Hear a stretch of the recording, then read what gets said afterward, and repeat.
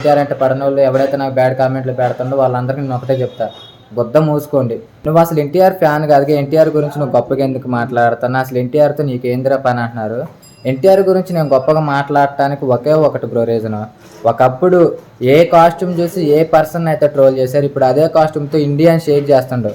చిన్న టేజర్కే మామూలుగా ఎన్టీఆర్ అంటే పడనోళ్ళకే వట్లు వణుకుతున్నాయి. అర్థమైంది ఎన్టీఆర్ దమ్మేందో.